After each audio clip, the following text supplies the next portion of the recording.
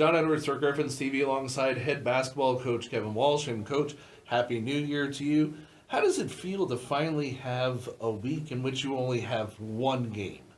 Well, it's been great to practice, John. As you probably know, coaches love practices more than they love games. So it's been nice to be able to have 3-4 days to kind of really for a while just focus on us. We've been so focused on the next game and an upcoming opponent, but it's been nice to kind of get back and maybe redirect some of our guys and some of the things that we're trying to do to get back to being who we are.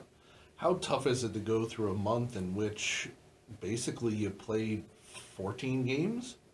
And it's almost a game every other day on a calendar, but you went last week in which you played 3 days in a row.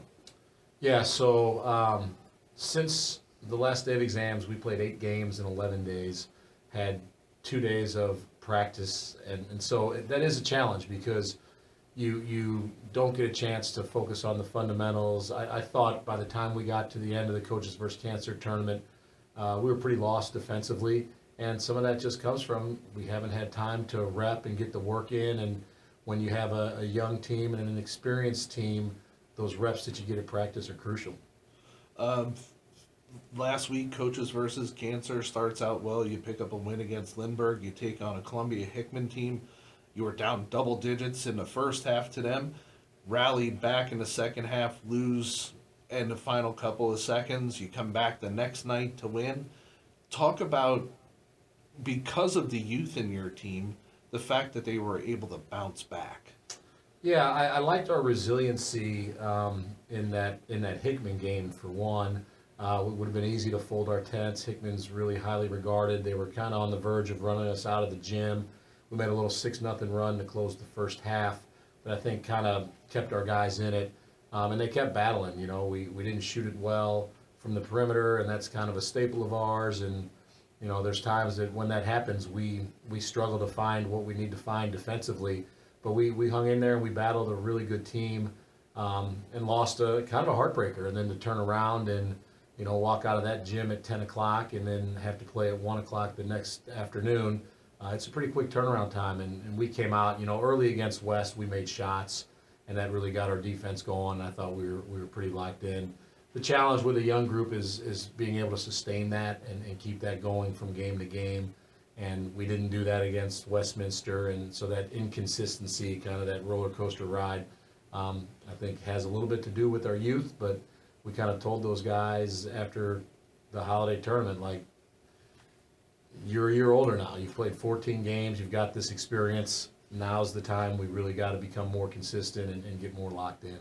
Get into the meat of the bones of the schedule right now as conference play picks up this week. You get to go up against a Chaminade team who you've seen this year in film, I'm sure. Talk about what to expect from Chaminade this week, and then quickly you roll into next week where you get SLU High, and then you play against out over at Althoff next Saturday. Yeah, so it's kind of nice because we play this Friday, and then we're off all the way until next Friday, and we play Friday, Saturday. Chaminade's really good. I mean, everybody in our league is good. There's no easy ones, and to go on the road and play at Chaminade, they've got a lot of great pieces. B.J. Ward is their point guard. He's been a starter for 3 years and is going to SEMO, and he's about as true of a point guard as that we'll see. You know, handles the ball, doesn't get sped up, makes good decisions, can score when he needs to, create for others when he has to. Really good player. They got a sophomore big guy in Ben Winker. They've got one of the best shooters in town in Milovan. Coach Bennett has them playing super hard. They're running good offense. We are going to be challenged Friday night on the road. It's going to be a big test for our guys and how we handle. We really haven't been in a true road atmosphere yet. So a Friday night in the MCC, that'll be a great challenge to see how our guys can handle that atmosphere. Talk about the conference itself, because it seems like the conference is now starting to get a little bit younger, where teams aren't carrying as many seniors as they may have in the past couple of years. Maybe the Smets that exception, but CBC is a little bit younger, Chaminade's younger, SLU High's younger, we're younger, of course, and talk about how maybe the playing field amongst the schools within the conference is leveled off a little bit. Well, it might be, I think, a bit of a misnomer to say everybody's younger. I would say that maybe the elite players in the league aren't all seniors, which has been the case last year, certainly. You know, Chaminade starts three seniors, St. Louis U High starts three seniors, DeSmet starts three seniors. So when you're talking about 60% of your starting lineup being guys that have been through it before, that means something, you know. Whether you're a leading scorer or a role guy, you understand what it takes to compete in this league as a senior.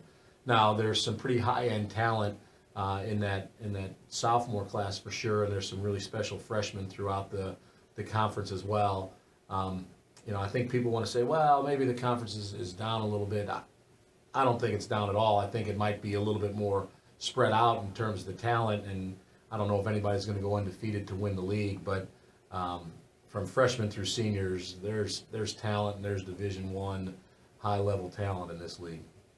Playing in Coaches versus Cancer last week, and it's always a near and dear subject for the coaches, especially because they've bought into this for several years now. Coming up in a couple weeks for us, we'll have our Painted Pink game and talk about that project and what that means for the school as a whole. Yeah, the Painted Pink game will be January 20th against DeSmet at home.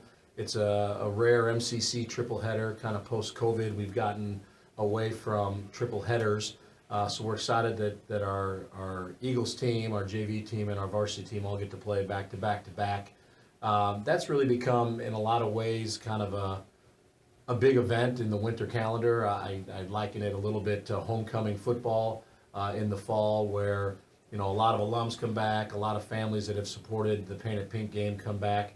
Our T-shirts are on sale now, so make sure you head to the Griffin Gear store and purchase them online because we're doing online sales this year, and that's a great opportunity to support a great cause. We send our funds that we raise to the Hope Lodge at the American Cancer Society, which is an awesome place where people can stay when they're in town to get their cancer treatment. It's it's a special game. It's our 16th year of doing it.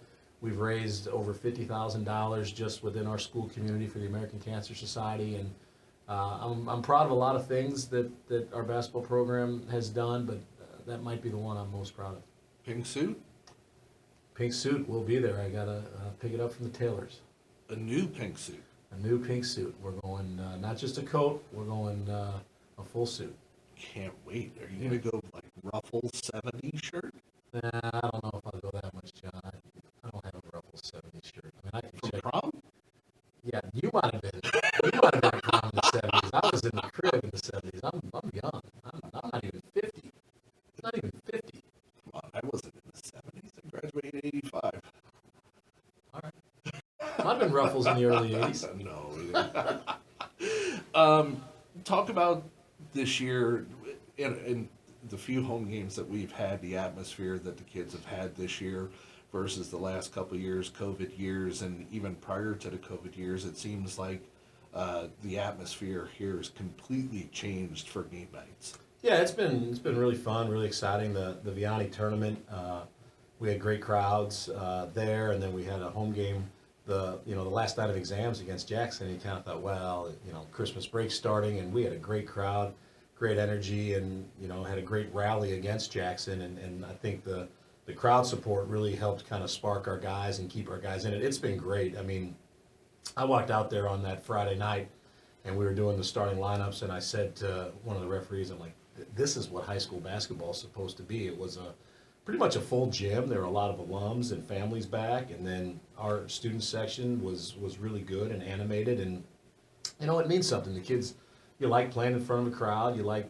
it when they're excited and fired up, and it means a little bit more to go out there and play. And when you're tired, you can kind of maybe dig a little bit deeper. So we've been super appreciative of our fan support and the way the guys have come out and cheered on our guys, which, for a young team, oftentimes, those aren't their friends playing, but our senior fans have been awesome, and then the underclassmen have followed their lead. It seems like this year across the board there's been, not just with basketball, but more student turnout as a whole. And as for a coach, you talked about how the atmosphere kind of changes, and you kind of been around for a while. It seems like we haven't had that kind of energy here since our state football championship years. Yeah, I mean, I think the fact of the matter is, whether it's high school students or Blues fans or Cardinal fans or Rams fans, when teams are competitive and successful, more people want to come out and watch them. But, you know, I think our Vianney United group has done a really good job of trying to increase spirit and promotion of games. And ultimately, I think it comes down to kids realizing, like, hey, this is fun. This is a good way to do something on a Friday night. I definitely feel like our students are like post-COVID, like, let's go and do it. We've missed out on some things in the past. Like, let's really make this a special year, and it makes a difference with teams, and it makes a difference for the fans. Like, that's the kind of atmosphere you want people to come and be a part of. Awesome. It's always great to catch up with you. Best of luck Friday night against Chaminade. Over at Chaminade Friday night against the MCC opponent. Cash only at the door. No tickets in advance. You're requiring cash at the door. Friday night, 6 o'clock over at Chaminade.